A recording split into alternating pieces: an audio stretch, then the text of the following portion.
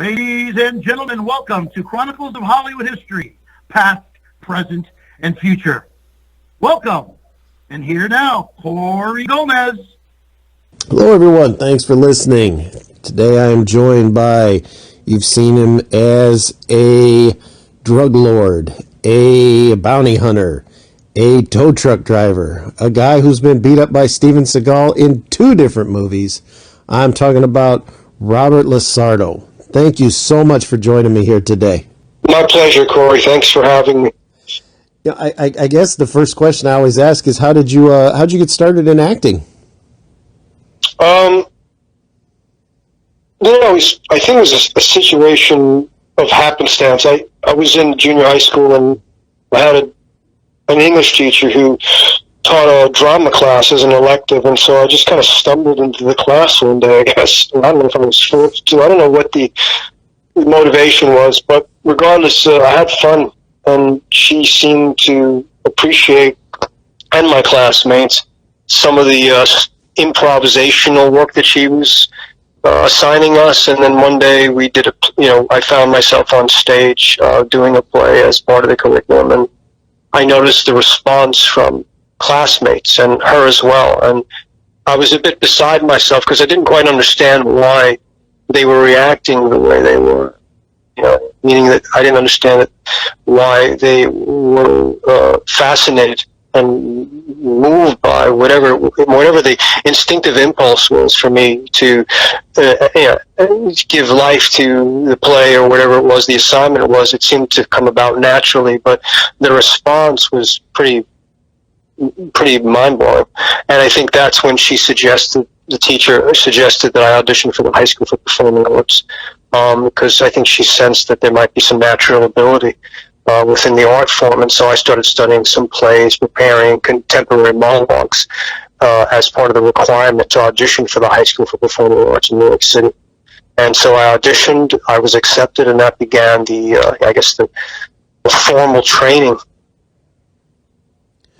And you've did you do a lot of theater early on, or did you go right to like television and film?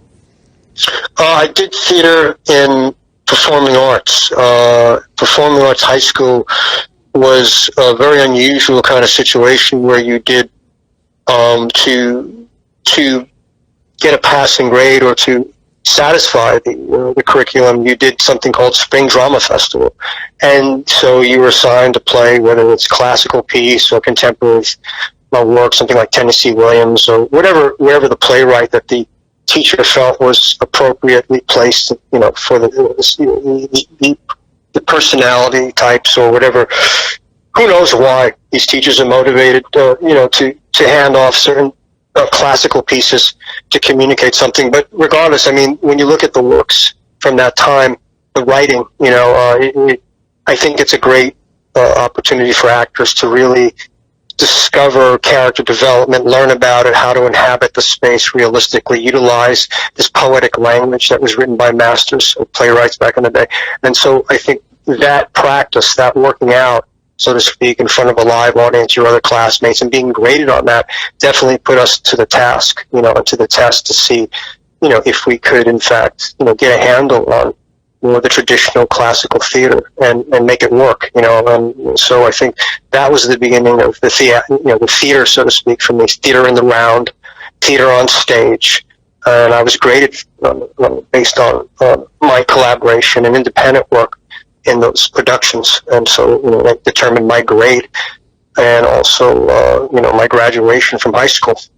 And my feeling is that based on what I observed with the auditioning process to get into a public school like that was that to be able to get that diploma meant something, at least back then, because I think they were auditioning maybe 2,000 applicants every year and only 70 people would be accepted. So it was, for its time, it was kind of groundbreaking to have a public school that offered that type of training for free, and everybody, and once people got wind of that, everybody wanted to be a part of that school because it was, kind of this eclectic, combination of elements and various curriculums. You had theater majors, you had music majors, you had dance majors. So there was 3 different forms of performing arts that this school encompassed. So it was kind of nice, to be in the presence of a variety of talent, And so that started my experience, I guess, working on stage and dealing with live audience and the response, and not a situation where you can say cut and do it over again. So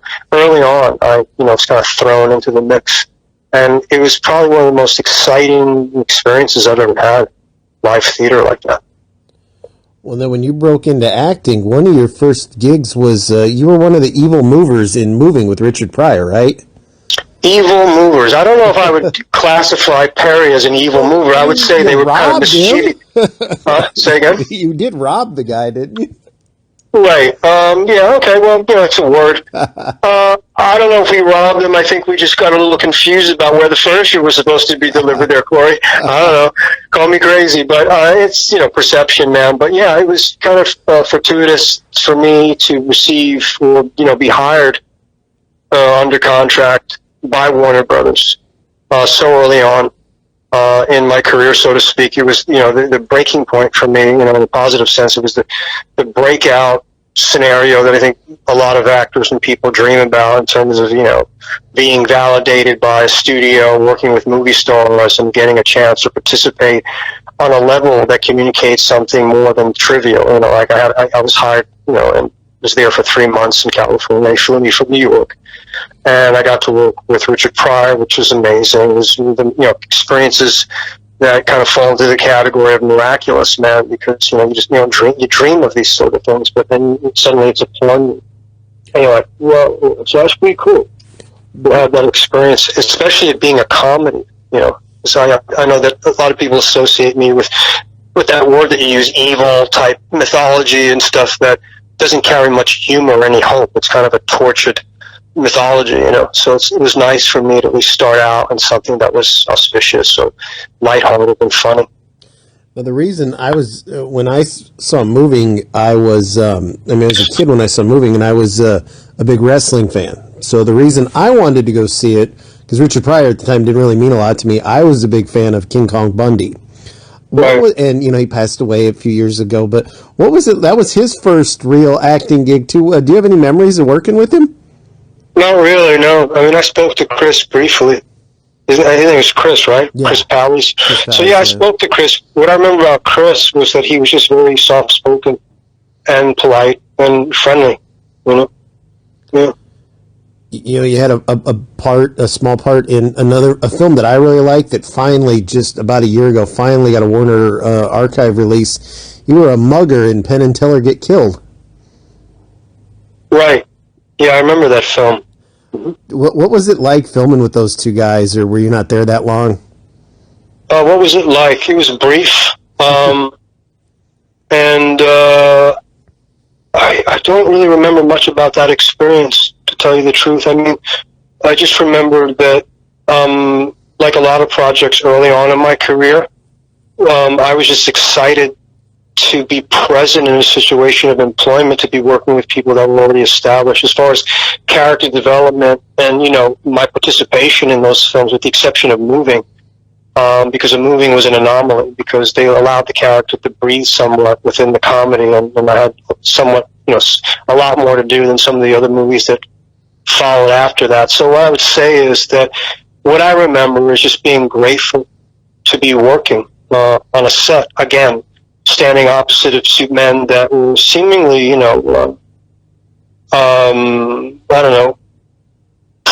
well practiced in whatever it is they were doing. I didn't know much about Penn and Teller when I did the film. I didn't realize what their stick was, or the fact that they were these incredible magicians and had this great act and show that they do, that people, for years, even up till now, still find fascinating. So, like I said, it was just more or less for me an opportunity to be able to work and being excited about that situation, because there's so many people that come through, especially in New York City, auditioning, and they don't get the job. And so I found myself once again, I think I was very early on in this idea of career, that I think maybe several movies after Moving.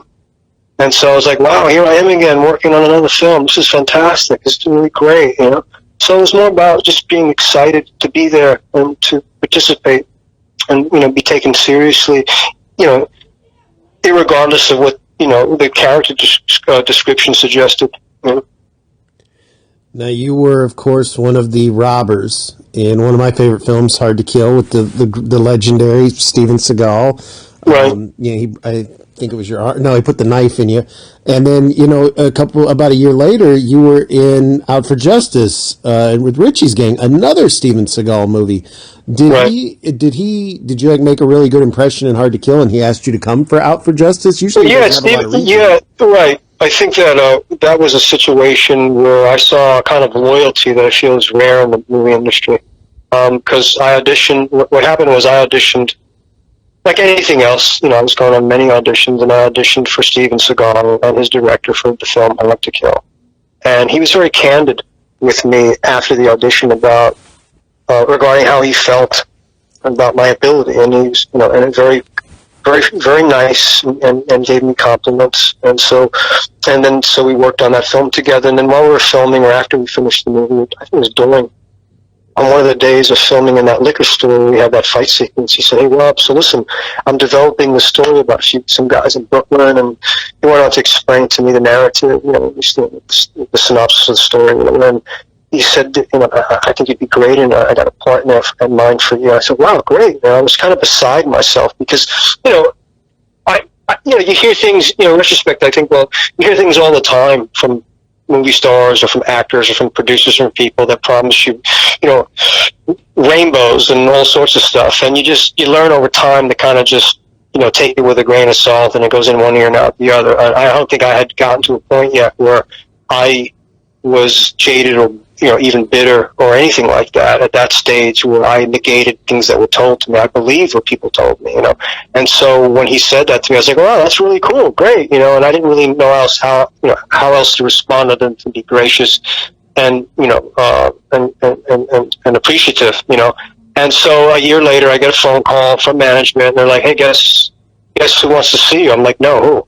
And I had forgotten about it because, life goes on, you get, distracted by other things. And so it came at the most appropriate time because I was kind of down and out. I, wasn't working that much and stuck in New York and wondering, if the whole experience from Richard Pryor and moving to some of these other movies I had done had simply been this kind of flash dream type situation that had no validity and didn't really mean anything. And then I got the call to remind me, yes, you're not dreaming, man. It's something that has its own physics, cause and effect that's moving you forward. And Steven Seagal would like to meet with you and his director and discuss this new movie. And it was in fact the film that he mentioned the year prior, the one that's called Out for Justice. So we met, we talked, and he introduced me to the director. We did a little improv, which is more just to kind of, a formality with respect to the director, but I knew that I was hired.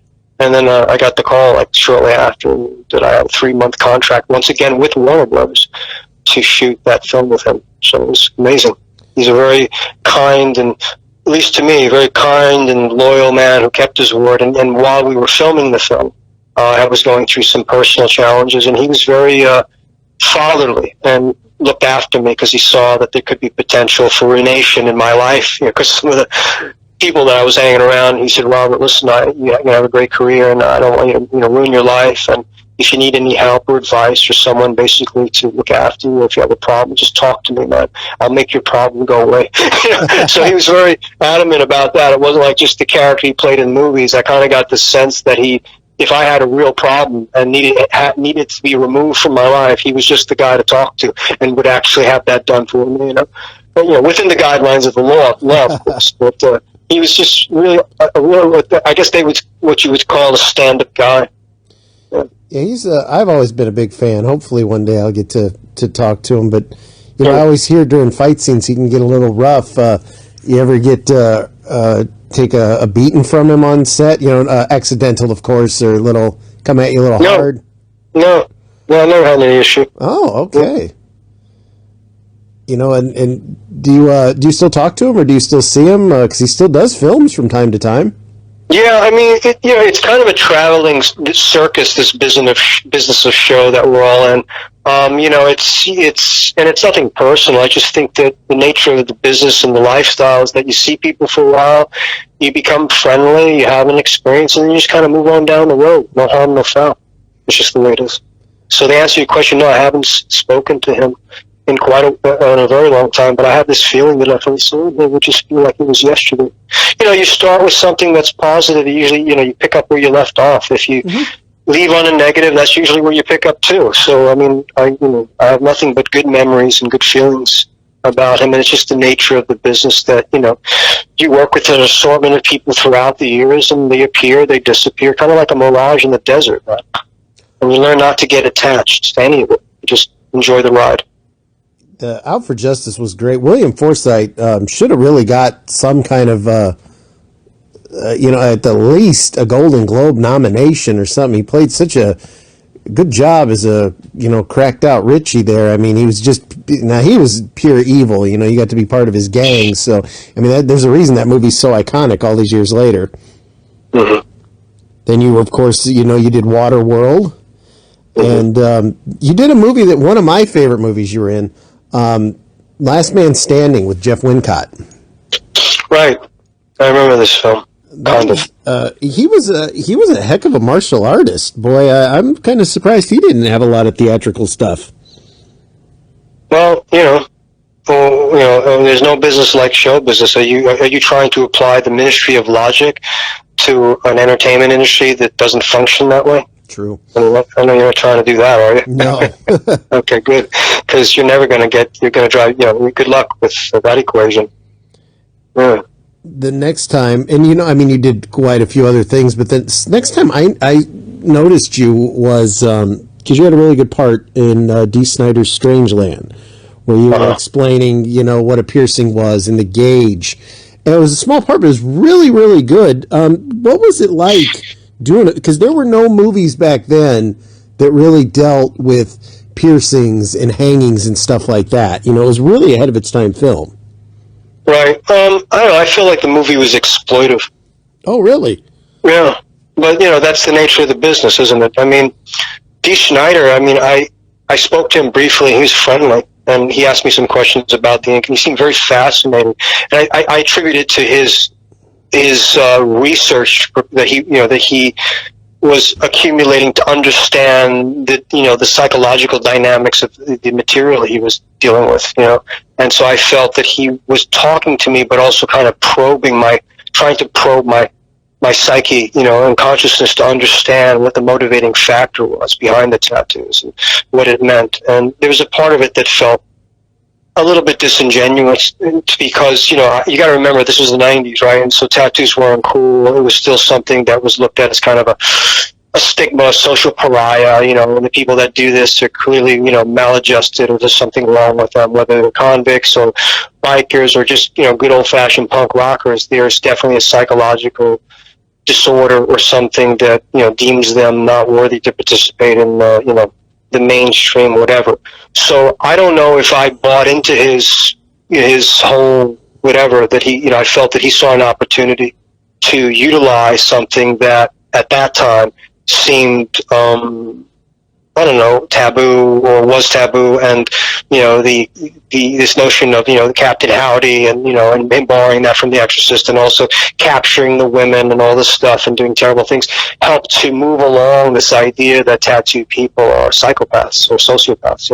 So in retrospect, when I look at it, I don't see it as something profound or revelation. I see it as an opportunity for someone who wasn't tattooed to counsel with someone like me who was actually walking that talk, with the exception of the schizophrenia and all the nefarious elements that he built around that character, to exploit, to make money with, to show something that at that time was appropriate. Now that wouldn't work, because people would throw rocks at him, because they'd be like, "Wait a minute, you're trying to say, the paradigm, that paradigm is gone. It's shifted into a whole new type of experience. The social phenomenon of tattooing and body modification has become the celebratory, auspicious, beautiful, championed glory because of the kind of art that's being produced now."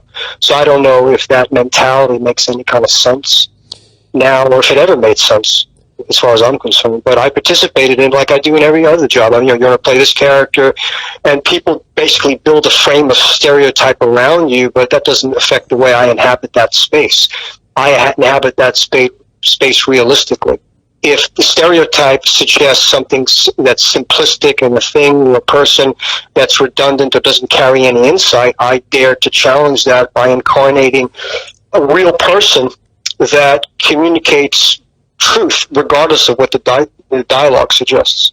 And that's what you're called to do as an artist, regardless of these categories, names that you bring up like mugger, robber, these kind of generic titles that don't really point to character development. But that's okay. Your job as an artist is to authenticate even a cartoon when the writer is not equipped to build something that has more depth because of a prejudice, because of a preconceived notion, or because of, inability. Now, his tattoos, because he had all those tribal, those weren't real. His were just painted on for the movie, weren't they? That's correct. Yeah, I liked the film, but I think I was kind of looking at it in the sense of, oh, okay, like, because I was getting piercings and stuff at the time, so I was like, oh, okay, this is kind of a mainstream. Yeah, I had never actually looked at it because I, like you, I'm tattooed, I have a shaved head, I have a beard, so people do, I mean, even to this day, I'm stereotyped as a thug or anytime somebody rides a motorcycle to work, people automatically assume I'm the biker that's coming in and everything. So, no, I understand the stereotyping and everything completely. Well, I mean, it sounds more like a mantra you've given yourself than what's actually occurring. I mean, I hear what you said, but I don't know if I identify with that thinking.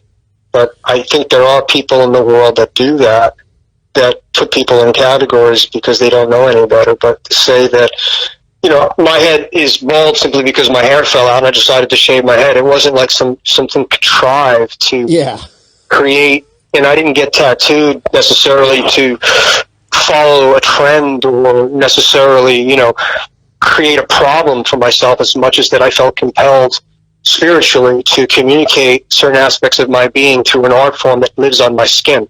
So I would describe it differently than you. Now, yeah, same for me. The hair, the God kind of took away the top, so I just... I mean, have you been arrested, man? Have you ever had guns pulled on you? You've been put to the ground because you've been mistaken for that? Okay, I have. Oh. So that's why I listen to you talk, man. You say words like thug and things like this, and I'm wondering how many real experiences you had with the law. If you've ever had friends who are in a 1% club who ride motorcycles that have an actual patch, that are on a federal watch list. So when you talk like that, I'm wondering to myself, well, you may have some tattoos and your hair may have fallen out and you have a shaved head, but so what? There's a lot of people walking around that look like that now. Nobody cares. Mm-hmm. The world's changed, man, so I don't quite understand the references that you're using, but I do. Maybe 25 years ago, that might have had some validity, but that validity only lived in the minds of prejudiced, small-minded people. Yes. So you being a tattooed person, I think you'd be able to understand the limited thinking of that rationale. What got you into tattooing, into body art? Like I said, it was a spiritual exploration for me, man. Like I saw tattoos and I just fell in love. It was like love at first sight. I don't know if it was some kind of conceptualized, logical plan as much as like I was just moved to it. I had friends of mine in New York, young men like myself, who were tattooing themselves, and I was just like, wow, that's cool, and the idea that it never comes off for me wasn't frightening. I was like, wow, that's the one thing I can carry through my life's journey that has meaning and no one can mess with it. That's mine.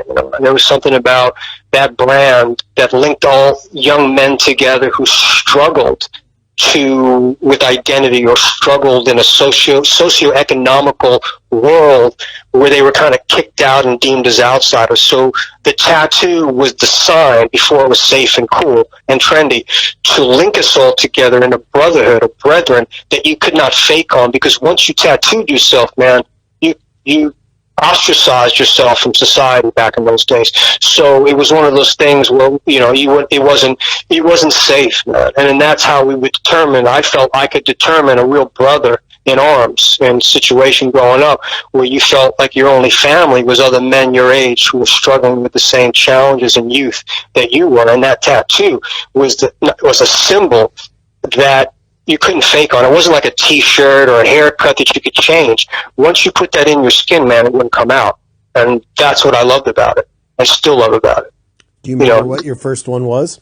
I got a tattoo on my chest of a boxer. Yeah.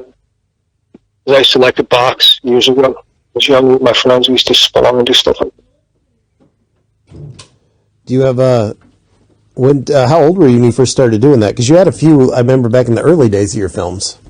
Yeah, I was 17 years old when I got my first tattoo in New York. In Brooklyn, there was a guy named Brooklyn Mike Perfetto, who had it tattooed out of his apartment because it was illegal back in those days. So I just used to go to his house, man, and sit there with a bunch of these guys that looked like cutthroats, man, shaking in my boots at the first turn. But once I started going there often and became a regular, they kind of gave me a pass, and I felt like one of the crew.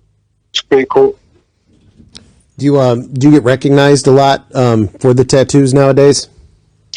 I get recognized. It's hard to. I mean, it depends on where I am. People recognize me for all sorts of reasons.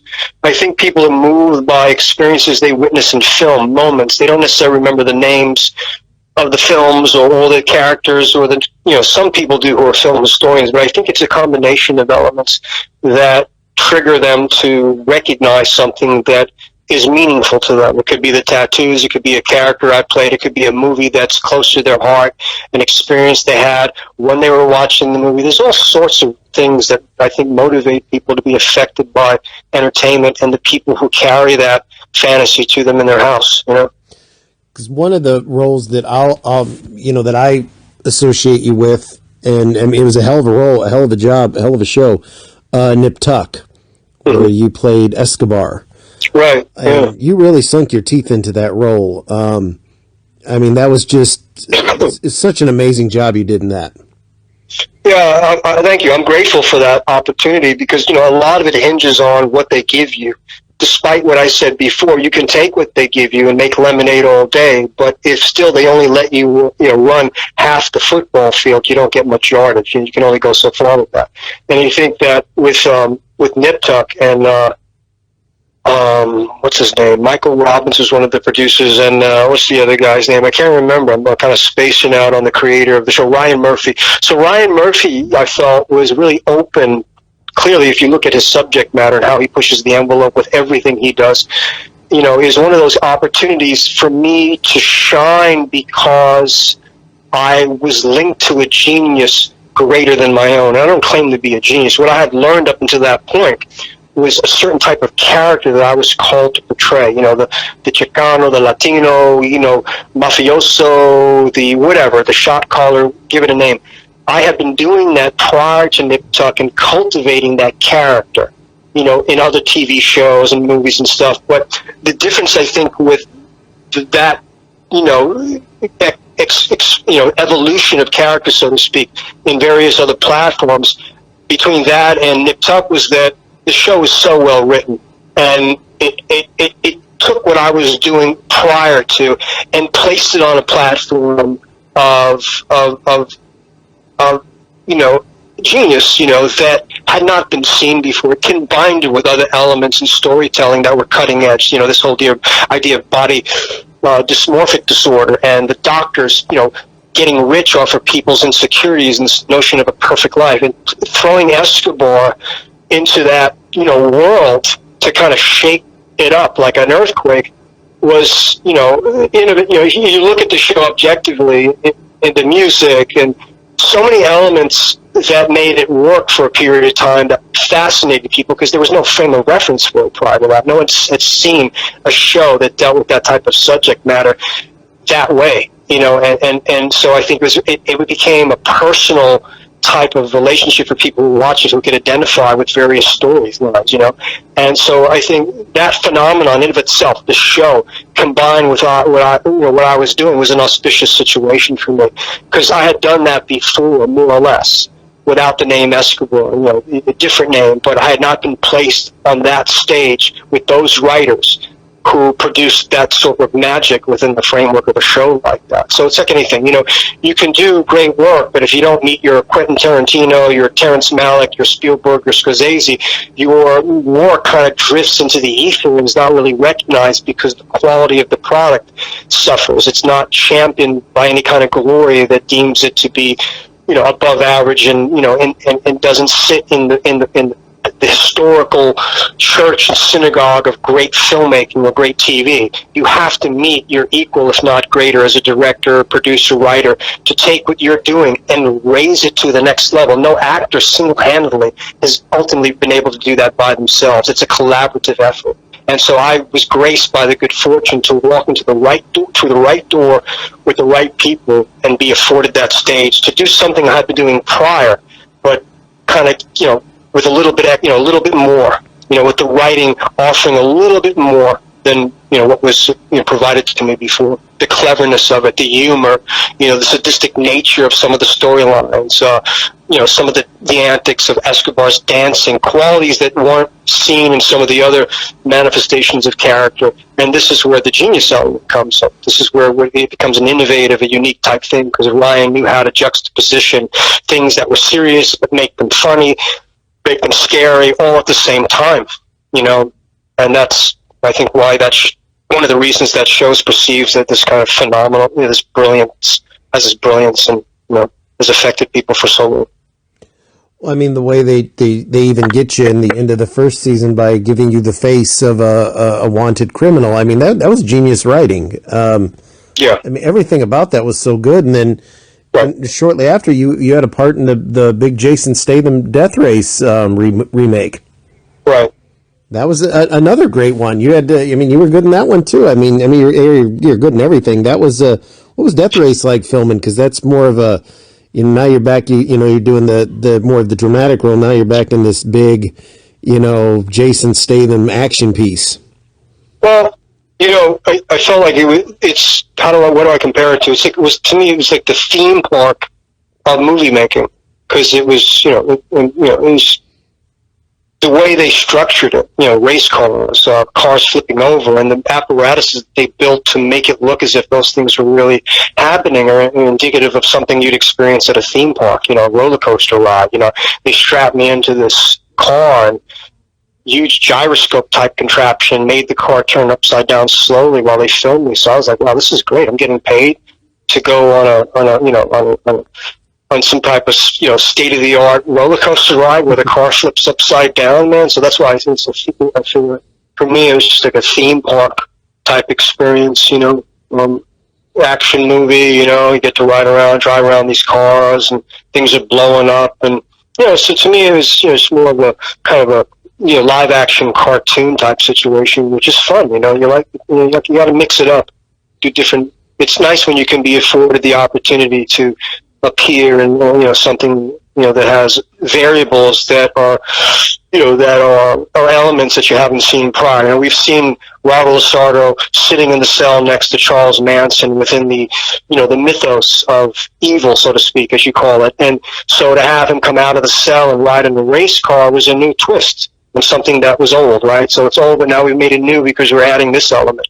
So I thought, oh, that's pretty cool. That's ingenious. It's great. Thank you for allowing me to pretend I'm like Speed Racer for a minute. Well, you had the most memorable death in the film for sure. They shouldn't have added it in the trailer because it really would have made the crowd pop more, I think, during the movie itself.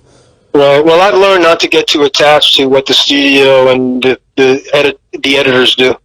That's, you go in there, you do your job, and you don't really concern yourself with the result. You can, but then you get like all the other people, you become like part of that club, the peanut gallery club, and you find everything wrong with everything. And, it's like, there's no future. What kind of future is that? You can't, it's a canvas, man. You paint, you do a few strokes on the canvas that leave your mark, and then there's all these other hands on it too. It's not like you're Pollock painting this abstract canvas alone in your place, going mad with perfection to, throw your genius or throw your truth at the canvas and have it not be tainted by anybody else's hand. Movie making and TV is a collaboration of many hands, and so you never know what you're going to come up with. So whether they show this or don't show that, or there's endless critique and criticisms about how things are presented. And I've learned over the 32 years I've been doing this professionally to become too attached to the results of the work, yay or nay, because you're not in control of it. You just have to just be grateful that you got a chance to participate and stay humble. Otherwise, you become one of the world's critics. You know what I mean? And to me, those are people who generally, like, you're real good at observing and tearing things down, but they have nothing to show. Like, they don't take any risks. It's one thing to, like, watch a war or sit in the Coliseum and watch the gladiators fight, right, and judge it. There's another thing to get into the Coliseum and actually become a part of the fight and try to, you know, like, survive that, you know, that merciless, brutal battlefield called entertainment, man, you know, where you have no stake. You have no, you know, unless you have a lot of money and you're running things, you're at the mercy of the power that governs that entity, man, or those entities. So, you know, you're just like, oh, cool. All right, well, great. And you have plenty of people ask you, hey, man, can you give a review or can you talk on behalf of our movie, you know? And you're like, you know, so what do you do? Do you lie? Or do you find one good thing that you experienced during that TV show or movie that made you happy, you know? And if you can't find anything, you can just, you know, you just keep it humble, man. You just say, hey, you know what? I was grateful to have a job, and they paid me, and we had fun, and, you know, the rest is in, you know, the audience's hands, man, because the audience is definitely going to weigh it in you know, on the scales of value and commerce and judge it, you know, as worthy or, you know, in the trash can we go. So you just can't get attached to any of it, man. Just got to have fun and move on down the road. Did you ever care that you were cast as a bad guy in so many things? Did you ever want to be like the hero in a film? I don't see myself being cast as a bad guy. That's the thing. I mean, people ask me this question a lot, and I don't define myself that way. Others, based on projection, have created that. But if you look into the psychology of human beings, it's much more complicated than, you know, what, you know, the storytelling may or may not suggest. You know? So I don't identify with bad guy. I identify with characters that are going through, or placed in circumstances where they have to do certain things. And just like people in everyday life, you know, people are frail, and this idea of morality can be questionable because you never really know where you stand until you're tested. So I don't know. That's, you know, that's a you know, a judgment label, man. I see opportunities to bring people to life that have a particular job to do in that circumstance, and they do it, you know, and I'll let the audience judge whether or not those people are good or bad. It's like this idea that police are good guys, right? And then you look at the country exploding with violence because maybe they're not so good after all, because someone had a video and they saw somebody get, you know, basically beat to death, and then we're wondering, well, wait a minute, so who are the good guys then? So my thing is, like, there are no good guys. You know what I mean? Maybe there's moments where people do good things, and there's opportunity for humanity and storytelling to show qualities that, you know, can be perceived as, you know, human and not monstrous or evil. But I mean, a lot of it, you know, is ambiguous, because you can't, to try to pin it down that way, I think is dangerous, because then you start categorizing people, man. You know, I play characters that had children. I've done shows where I played a father. I've done a lot of the characters I portrayed have encompassed other variables that would, for example, Escobar, right, in Nip Tuck, the show that you were talking about. So this guy has a daughter, apparently, right, and the cousin is suspected of molesting the child, right? Mm-hmm. So what does Escobar do? He goes there to get to the bottom of it, and he basically tells, I forget the actor who played that role, that if you don't handle this, you know, if you don't kill him, I'm going to kill him. Yeah. So he ends up taking the guy out. So what does that say to you about Escobar? He may be a businessman, kind of like some of the politicians that run this country, and send men to war to die for an ideal or for commerce or for the banking system. So how different is Escobar in relationship to business? But yet when you put him on the scales of morality, well, here's a child. Well, no, you don't do that to a child, because if you do, then that's where I draw the line. So I don't know, man. There's shades of it, man. The shades of, you know, it becomes, after a while, it just kind of becomes, you know, like it just feels, I don't know, it doesn't feel real to me, man. You know, like I can't go into it with judgment, and I can't go into it with the concept that what I'm participating in is built on an apparatus that suggests something devilish. You know, to do that is to turn it into something that it's not, man. Because you see people in all walks of life, men, women, doing things in a moment. The woman that attacked her husband because she couldn't take the beatings anymore. Next thing you know, she's being charged with vehicular manslaughter because she stabbed him 10 times because she couldn't take it anymore. So in that moment, some would say she was possessed by the spirit of aggression and evil to carry out that deed to protect herself. But the law would say no. And then they would throw sympathy at it. So, like I'm saying, when you're dealing with human beings that are complex creatures and writers that sometimes get it right in terms of what motivates people to do what they do, to make a living, to function in the world, to justify their position, whether they be police officers that abuse their power, whether they be mafiosos that abuse their power, whether they be priests, rabbis, politicians, every man or woman that sits in the seat of power, sooner or later is going to be tempted by the omnipotent fantasy to be God, and then ultimately abuse that power and subjugate other people, whether it's Caesar, whether it's, Pharaoh. We've been looking at hundreds and hundreds of years of this phenomenon. You've got the Stoic Caesar, Marcus Aurelius, who wrote incredible meditation, but yet also governed an empire to basically go and fight wars and conquer the world, more or less. So there's a duality operating. And I would say the same is for my characters, that there's a duality operating. And if you have the sensibility and the insight to recognize the spiritual aspect of that struggle within the character, that man or woman is battling for some type of balance, despite what the circumstance calls for, then you have characters that are interesting. Because if my characters were redundant and trivial and stereotypical and they kept replicating themselves, you and I would not be having this conversation right now because they would not have made any impact. And my question then is, why do they make impact? What's going on within the frame of stereotype that communicates a truth that makes impact and lives in the memory of people?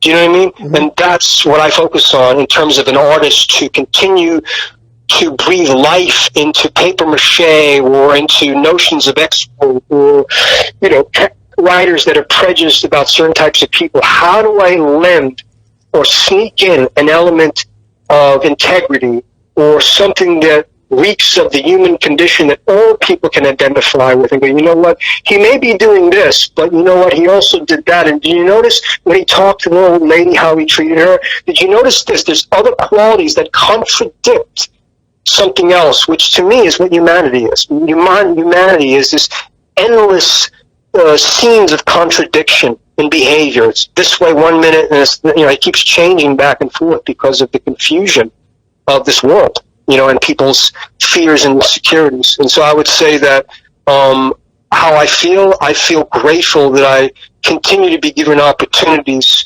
to dive into more and more complex characters as the writing is getting better and the perception of people that are tattooed is changing and seen as not monsters or monkeys or some kind of homunculus type of creature. They're seen as men or women with a soul, with intelligence and a spirit like anybody else. And then the writing starts to reflect storytelling that communicates those attributes that you find in everyday life. I've met people all my life that have made choices that from the conventional point of view may have seemed extreme or crazy, but when you take the time to get to know a character or a person, you see there's other things present in conjunction with those qualities that make people fascinating if you give them a chance, And so I think I've been blessed to be given multiple chances throughout time, as long as I have time and I'm afforded time by God, by the Creator, to continue to, inhabit those spaces of creativity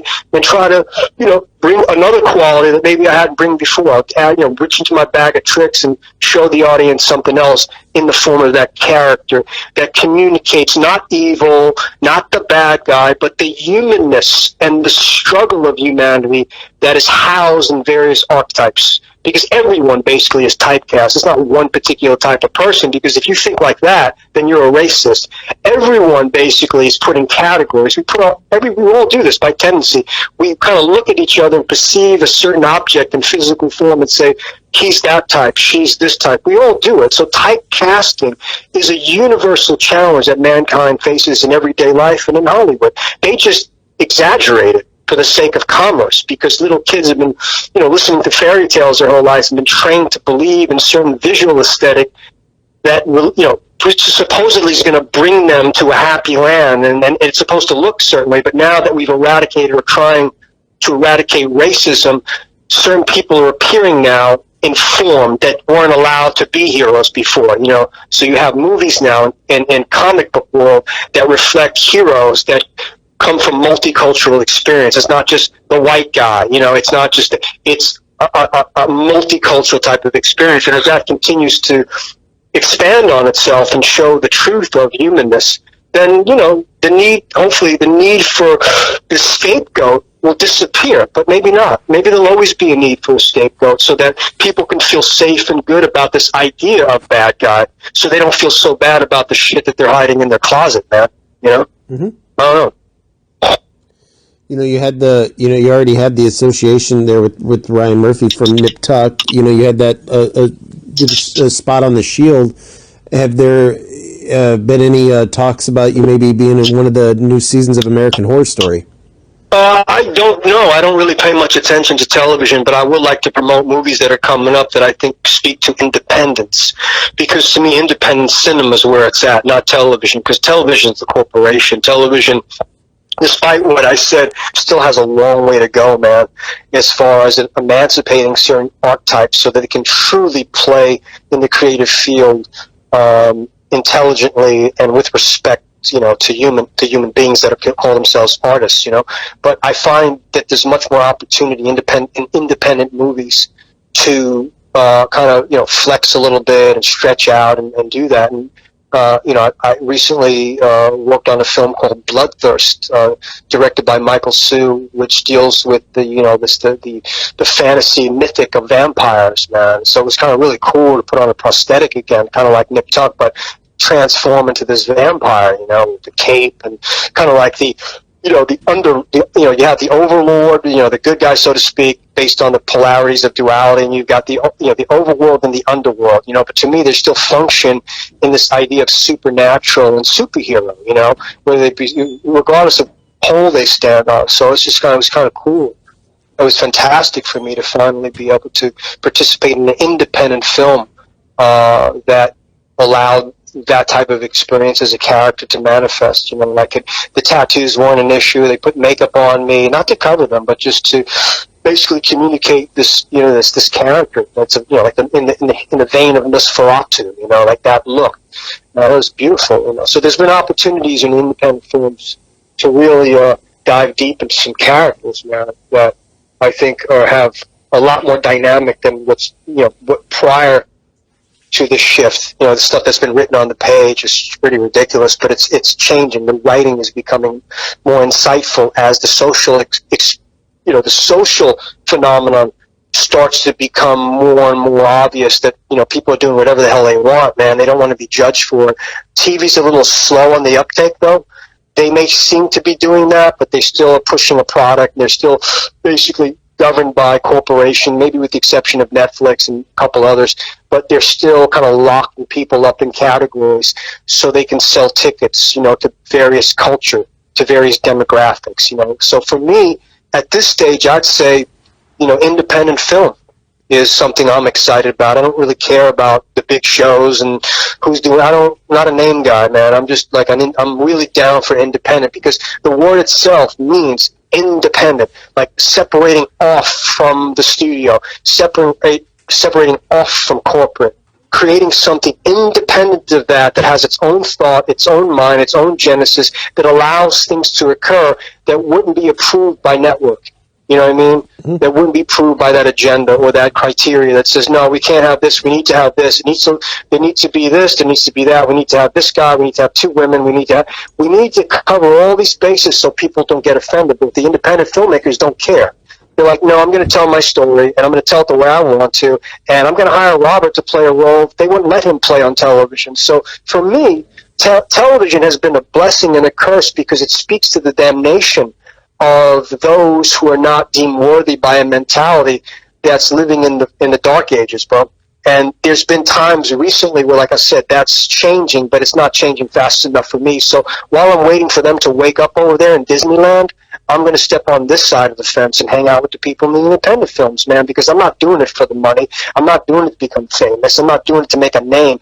I'm doing it because I'm in love with the art form. I always have been since I, pranced along the stage in high school performing arts and felt that like limitless feeling of no gravity and performing was beautiful. And once you get a taste of that, you want to keep finding yourself in this field of clear brilliance performing and no limitations, man. So why lock yourself up into a paradigm that doesn't allow that when there's people saying, no, but I'll allow you an opportunity to shine and show aspects of your ability that these people over here clearly have not let you. So it's not about I play anything. I have been played by people based on their perception and projections onto me, and I fulfill that work order by, basically replicating this notion of nefarious bad guy tattoo.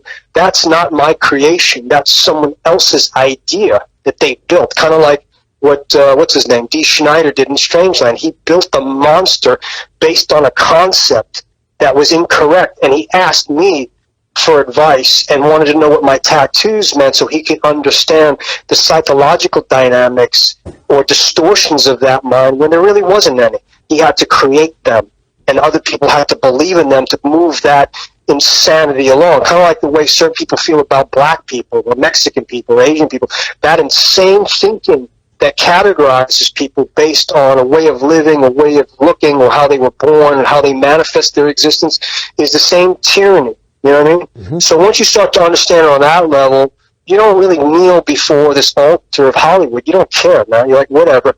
When they start crumbling and you start to see that they're having issues, and you're like, you wake up to the truth of creativity, man, and you're grateful that you live in a time in the 21st century where there's young people of all walks and shapes in life from all different cultural backgrounds and orientations that are ornamenting themselves, don't care what anybody thinks, and just kind of make it up as they go. For me, that's beautiful because I'm almost like perceived as some kind of old guy. I'm like a square, man. I'm like, some, just funky old guy, that's been hanging around like, hey man, where'd you get your tattoos, as opposed to why did you get all those tattoos and why would you do that to yourself? As now it's kind of like, wow, that's really cool. Hey, let me show you mine. And the person that's talking to me is a 25-year-old beautiful blonde girl, man, who's got a whole sleeve and a back done, And back in the day, I remember a female coming up to me saying, hey, what woman would want to look at that, And I feel like saying, well, why don't you ask the blonde 25-year-old girl who's looking at my ink, man? Mm-hmm. So we've come a long way. And a lot of the thinking that started in families and social circumstance that bled over into Hollywood that they perpetuated is, it's been kind of dying out slowly. But like I said, it's not dying out fast enough for me. So, I would say that I don't have pie in the sky. I'm not waiting for Ryan Murphy. I'm not waiting for Steven Seagal. I'm not waiting for anybody, brother. I'm just here, and I inhabit a space of truth. And if you give me a job, anybody who's been hiring me would know, well, Robert, if I hire him, he's going to deliver. So I will deliver because I'm down for the art form. I've given my whole life to it. I didn't give my life to Hollywood. I didn't give my life to a belief about what they think of me, because if I did that, I'd be sitting in the cell right next to Charlie Manson, just like they created an illusion around him with Helter Skelter.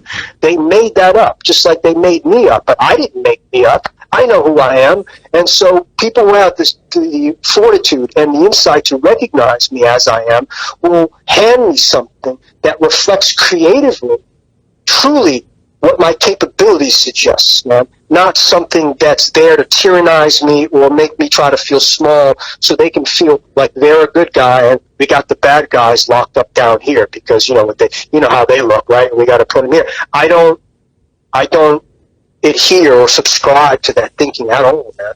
I've been dealing with it my whole life, and I've been its adversary, even though I may seem to be its ambassador based on what Hollywood would suggest, but Hollywood's a liar. Hollywood lies. Hollywood don't tell the truth. Hollywood is in the business of creating fantasies and myths and selling stuff to the people that either works or doesn't. If they want to buy into it, then they buy into it, man. But it has nothing to do with the truth. You ain't going to find the truth in a movie, man. You may see elements of truth here and there if you got a genius filmmaker, but basically entertainment is designed to put people to sleep, to take them out of reality, what they perceive to be reality, to this netherland.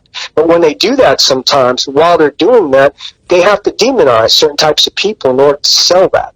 And people suffer for that. Look at all the black people, the African-American people that in the 1940s and 50s weren't allowed to dance that much because they needed to put Fred Astaire, and that other guy dancing around because white America didn't want to watch a couple of black guys dancing around. They wanted to see Fred Astaire when there were other dancers that were superior to them and were also just as talented and could do all sorts of things, but they were denied because of the perception of what that is, and so it's taken how many years? 50 years for Hollywood to correct itself and apologize, movie after movie after movie, to say, we're sorry we did this to you, and we're trying to figure this out because now the people are changing. So it's a social phenomenon. It's not just a business. There's that, but it takes its cue also from what they believe the people want, you know what I mean? And so the people need to wake up.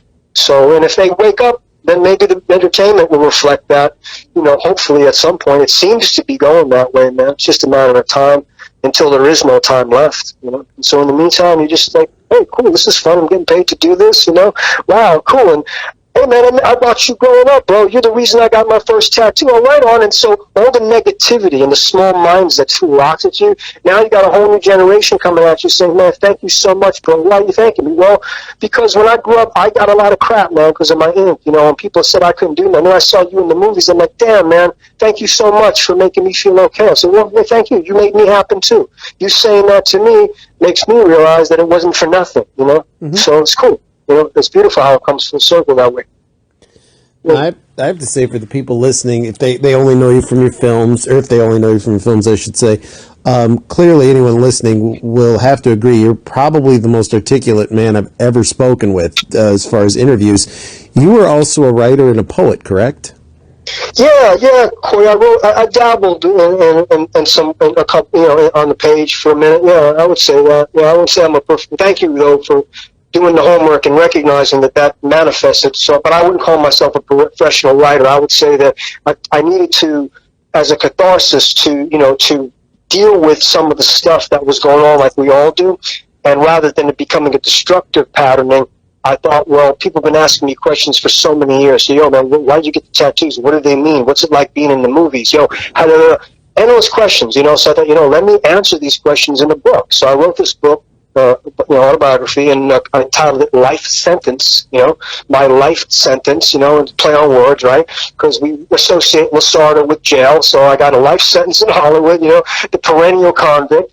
And at the same time, it's my life sentence, man, right? So I'm going to tell you my story. So my book, Life Sentence, a true story about, love, lunacy, and fame, kind of deals with some of these topics that we just discussed, typecasting, going to a casting call and having the casting director say, oh, the messenger entrances are now back, And I'm like, I'm not here to deliver a package. So I kind of expose this thing that I dealt with without playing pity party, so people can understand not so much a glory story and how cool I am, but like this is what it was like for me, And I'm still inspired to move forward, but I'm not going to lie to you. I'm going to tell you what it's been like for me and how I see it, and what motivated me, and as a confession, as a way to come clean, and also to answer all the questions that people have been asking and wanted to know, hey, what makes you tick, man? How does it work? What was it like with Steven Seagal? What was it like with David Caruso on CSI Miami? What was it like with all these people? What was it like in your first movie with Richard Pryor?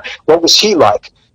So I dive into that, man, and I did that. And then I wrote another book called Gabriel's Trial, which I felt was another need to express something cathartic, so that the character's resolve wouldn't be something dire.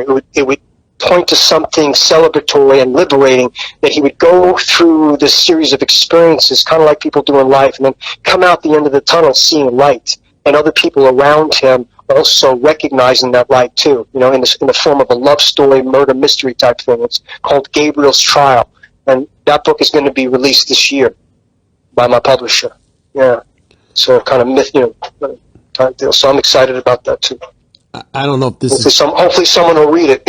maybe somebody will look at. There's pictures in it, man. So for you people that listen that don't want to read a book, there's like 20 illustrated images that tell the story without the words. So if you just want to look at some cool pictures, check out the book on the strength of that. So. I don't want to put you on the spot, but any way you could recite one of your poems?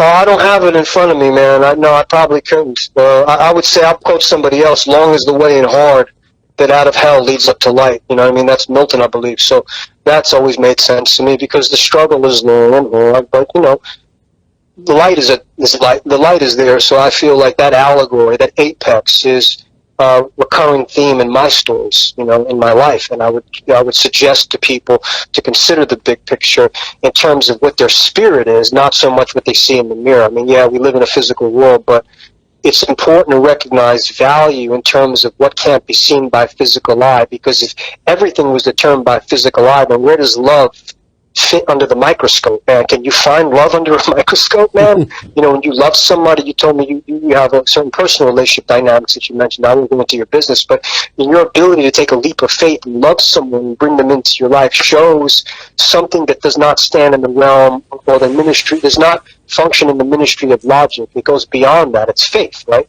So I would say to people, whether it's their career, if they've chosen the same vocation as me, the performing arts, or whatever it is, to identify with the spirit of the thing that drives them rather than what it looks like, and not let others define them based on appearance, because I've been dealing with that my whole life, right? Whether you have hair, don't have hair. Even when I had hair, Corey, you're like, well, he's not tall enough, you know? So there's always something that someone's going to throw into the works with the wrench to try to trip you up, and that's why I think it's important to invest in the spiritual element of your existence and that driving force that you cannot help but recognize when you realize you need to do something, you know, to get on down the road, other than just punch a clock, go to work every day, and, well, this is my existence, there's got to be something else. So for those who have been given the creative calling, I would say don't get locked up in diagrams and formulas of banking mentality that says, well, you can't be in this because you don't look this way, or you can't do this because you don't fit the category, the profile. I'd say forget all that, and don't let anybody tell you. You know, how you can, you know, how you can achieve or manifest something that's personal to you. Just do it, you know, and keep doing it, and don't even when you've done it to a point where you feel like you've reached a plateau, then just be happy, you know, or just enjoy that station and move around on that station, you know, and be grateful, you know, and just leave it alone, man. You know, like, meaning don't feel like you try not to get caught up in, you know, well, it's, you know, people sometimes I feel that I know who are in the industry get very hung up on, you know, oh, if only them, and they forget that, you know, they've been afforded a great career, and sometimes they compare themselves to other people, and they're like, yeah, but how come I didn't? And you drive yourself crazy with comparison. So I would say don't compare yourself to other people. I would say just be grateful for the space you inhabit, that you can function and move into a situation, whatever it is, that is fulfilling to you. And for me, it was, you know, writing stuff to get it out of me, and recognizing that it doesn't have to be a tragic ending like so many of the stories I've been asked to participate in the workplace. It actually, you can redefine your life's vision based on something that comes from your heart, not from somebody's imagination who's all twisted around an old ideology. So it's important for people that are listening to free themselves through art, whatever the form that takes, whether it's writing, singing, dancing, performing, whatever. Don't use the medium as a way to build a lottery ticket, because you'll never be satisfied. I don't care how much money you make or what station you achieve, your ego will never be satisfied. You'll never be important enough for your own ego. It never ends. It's a lie. I would say just be grateful that you're able to enjoy that celebration of creativity and share it with others, and they share it with you, so that every day you wake up in the morning, you're inspired to live. Not inspired because maybe one day it's going to happen, or I'm going to get all this money, or someday you're going to put a camera on, because even when that happens, it falls flat. Because when that's happening, it doesn't guarantee that the girl you love or the man you love is going to be cool with you. It doesn't mean that all other areas of humanness are suddenly going to come to a halt and kneel before the glory of your statue. You still have to deal with everyday life, man. And the ebb and flow and the duality of that. That's why people forget, well, how come this person did this and took themselves out, or so unhappy? They have everything, because that formula is not real. It doesn't work. It doesn't give you everything. There's other aspects of life that need to be entertained and cultivated, which is the inspiration that you give yourself and others in the act of doing and collaborating, so that the work itself becomes the glory. Not you, not the trophy, not the money. The very act of the doing becomes the high. That liberated state of consciousness where you're all sharing it and you're vibrating on this incredible frequency that's not bound by what the earth describes. That's what all performers yearn for. That's why the stage is so attractive, man, because it takes you out of this world and places you in this kind of state of divinity where it assigns various characters. And so in a sense, you're playing God. It's kind of cool, but don't make yourself God. You know what I mean? You got to be. It's a real tricky area. You're playing God. Okay, now I'm God because all these people are clapping and bowing before me. Yeah, but you got to be careful with that. That's vanity, man. So it's a tricky kind of positioning. And I think anybody who's been doing this for a long time, whether it's Branscombe, Richmond, or anybody else, because we talked about him earlier, or people who've been in the industry a long time, I think come to certain conclusions and realizations about their life, entertainment, their relationships, and hopefully when they reflect on it and look back, they go, you know what, that was something else. That they're smiling, they're not crying. You know what I mean? Mm-hmm. I think that ultimately should be the apex of that journey, to be smiling about, like, wow, that was a trip, man. Woo, I think that's the point that I'm trying to make. Yeah.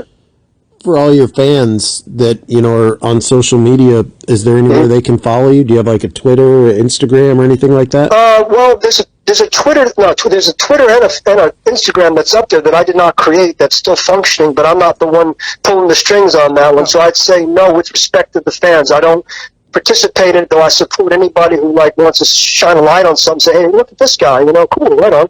But I don't take it that serious. And as far as social media goes, yeah, I function in social media. I've been told by my reps that it's important that I take pictures and show people stills of movies I'm working on now, because, sometimes I forget that people still care. I'm doing it. I love doing it, but I don't assume that people want to see what I'm doing. But I've been told by others, no, you need to show people what you're doing. So all they got to do is just type in my name, Robert Lasardo, on, Facebook, and I guess I'll pop up, and they can take a look, and they can either throw rocks at me, or they can, they can say, hey, man, whatever, it's cool. Either way, it's not a requirement, man. I appreciate it, but I don't expect anything, So, you can, that's it, man. I don't know what else to say other than look out for Bloodthirst, man. The vampires, it's going to be beautiful. It's a beautiful mythology, man, and that's coming, I think, January next year, or February, I'm not sure. Look for Bloodthirst. Something a little bit different, which is kind of nice, yeah. I like my horror movies, so do all our fans. Yeah, well, you like horror, right? You like blood, and you like decent storytelling. I mean, Costas Mandylor, I don't know if you're familiar with that actor. Yeah, he's an Australian great actor who was in the Saw movies. Good friend of mine. He was terrific in it, and I got to play opposite of him. Tara Reid actually appears in it, but she doesn't just appear. She's in a good portion of the movie and plays the vampire queen. I play the vampire master, so she's kind of like my wife, So that was kind of cool to get bit by Tara, you know what I mean? I had a good time, and then we got to bite a bunch of other people, which was fun, and fly around and do what we do, kind of like similar, like a little bit like Lost Boys kind of thing, So that was fun to kind of revisit that mythology, man. So yeah, so look out for Bloodthirst, and if you like horror, bro, I think you're gonna dig this one. Well, I'm definitely gonna check it out. I want to thank you so much again for doing this. I really appreciate it. Yeah, my pleasure. You make me happen, I make you happen. We make each other happen. We can't function in a vacuum, cool. So, thank you. Thank you for your time, ladies and gentlemen. You have been listening to the Chronicles of Hollywood History. Thank you from Gomez Richmond Productions.